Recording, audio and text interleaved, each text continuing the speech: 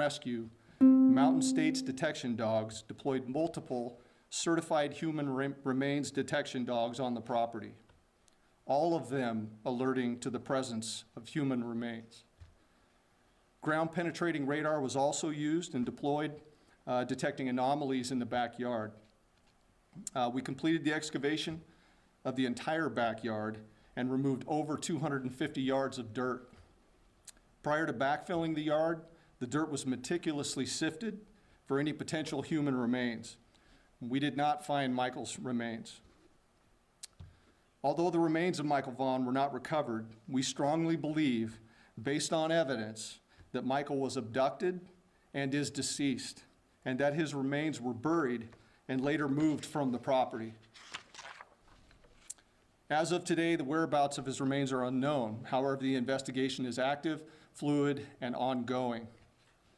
Once the excavation was complete, we conducted a thorough search of the Wanderer's residence. The search was productive, and additional investigative evidence was recovered and is currently being processed. Evidence suggests that the following individuals who are currently in custody are involved in the abduction of Michael Vaughan.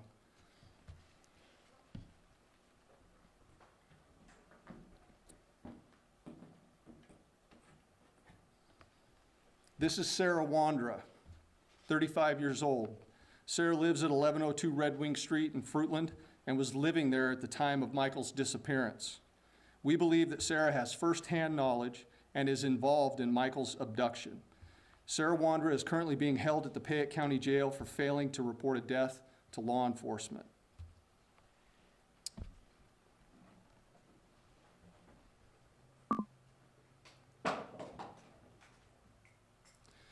This is Sarah's husband, Stacy Wandra, 30 years old, a male. Stacy was also living at 1102 Red Wing Street in Fruitland and was living there at the time of Michael's disappearance. We believe that Stacy has firsthand knowledge and is involved in the abduction of Michael Vaughan. Stacy's currently being held in the Washington County Jail on unrelated charges. Now, the next individuals I'm going to introduce you to, let's go at the bottom there.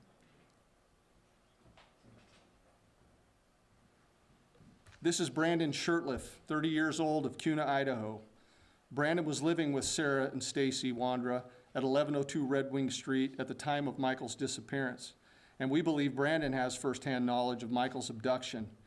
Brandon is currently believed to be in North Dakota.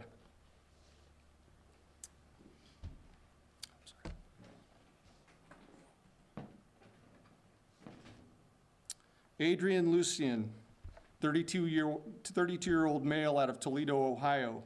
Adrian was staying with Sarah and Stacy Wandra at 1102 Red Wing Street at the time of Michael's disappearance, and we believe that Adrian has firsthand knowledge of Michael's abduction. Adrian is currently believed to be in Toledo, but floats between Ohio and California. I strongly encourage Shirtliff and Lucien to contact the Fruitland Police Department detectives, as the window of time for talking and cooperation is coming to a close. This remains an active and ongoing investigation, with conversations taking place with the Payette County Prosecutor's Office about Michael's case and those individuals involved. We also believe that there are others associated with the Wanderers, Shirtliff and Lucien, who may have knowledge of Michael's abduction, and I would strongly encourage them to come forward and speak with my detectives. When we finally reach the conclusion of this investigation, and I can assure you that we will, all of those who have knowledge of Michael's disappearance and have failed to report or hindered our investigation will be pursued. There's a moment in time to do the right thing and bring your information forward and cooperate, and that moment in time is now. To date, the Fruitland Police Department has received over 1,500 tips and leads, and we received many new leads since this phase of the investigation has began. We continue to ask our community for support and patience as we continue to aggressively work this case. We also ask that the Vaughan family's privacy continue to be respected and we'll continue to post updates as information can be shared. Tips can be sent to findmichael@fruitland.org or to crimestoppers@343cops.com or the Fruitland Police Department at 208-452-3110. Tipsters can remain anonymous. So before I open it up for questions, I just want to make it clear that this is a very active and ongoing investigation. It's super important that we maintain the integrity of this investigation. So I'd ask you that you'd please tailor your questions accordingly. With that, I'll stand for a few questions.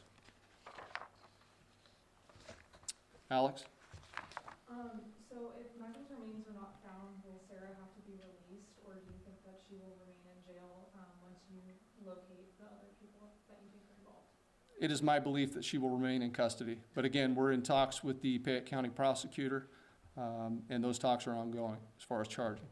And you can't speak to any additional evidence that was found in the house, like you said, you can't? I cannot. Again, I just don't want to jeopardize the integrity of this investigation. Leslie? J.P. Wandra is listed as an inmate in Washington County Jail, but he's not on the Idaho court records because it's currently like federal hold. Are there any other charges aside from hers that have been filed in relation to this? Not that I'm aware of. Okay. Not at this point. Go ahead. What was different about the tip you received in this case after, 1,500 tips over the last almost year and a half? What led to the arrest and the search? Can you share any more about what led you to that home? I don't want to get into the details on that, but I can assure you that the tip that we received was credible. I also released that in an earlier statement that it came from one of the occupants of the home, which led to that, yes. I'm sure that you guys in your investigation are following social media pages, which a lot of us have looked at, and one of them indicates a trip out of state taken within the time frame. Without hampering the investigation, you guys are at least aware of that trip taken to get a dog? We are currently aware of a lot. Okay. And so I would tell you that you just need to trust us and trust in this investigation. We're making tremendous progress. We're comfortable with where we're at. I appreciate that question. So Sarah Wondra didn't pass her mental evaluation for when they were in the hearing and things. Do you think this affects the investigation at all, considering that to be the case? I do not at this point. There have been mentions of a neighbor's yard. Has that been searched in any way or taken into consideration in this investigation? Yes, as a matter of fact, we'll be deploying ground penetrating radar in the neighbor's yard tomorrow. Okay. So we haven't done that yet, but we will. That's on the agenda. So thank you.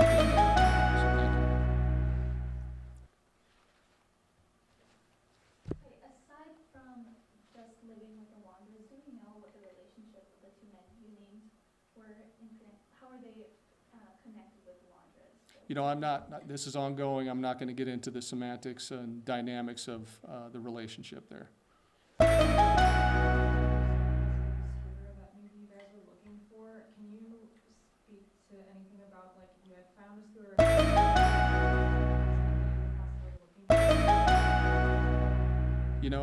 Again, that's evidentiary in nature, and I'm not going to speak to that. You mentioned the other property that's going to be starting to be searched tomorrow. Are there warrants for any other properties besides that have been sought out? Not at this point, but, through the course of this investigation, I believe that there are other locations that we will definitely be searching. So there is no warrant for the search that we're going to do tonight. It's all consensual. So I appreciate that. Was the warrant that was executed in CUNA in recent weeks related to Brandon? We did not have a warrant for any home in CUNA. But was there a search related to his home? Yes, there was. You said that you believe that one of them is in North Dakota. You haven't located him yet. Is that what you're saying? That's what I'm saying. Okay.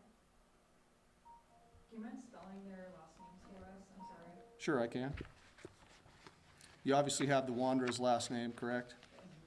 Okay. Last of Shurtliff is Shurtliff. Last of Lucienne is Lucienne. Okay, all right. Well, if we don't have any other questions, I'm going to conclude this press conference. Karen, one more? One more. If neither of these individuals do come forward with information, could they face any charges related to tampering an investigation or anything like that? You know, I would tell you that, I'm not going to discuss our investigative strategies at this point, but it is my belief that charges are forthcoming.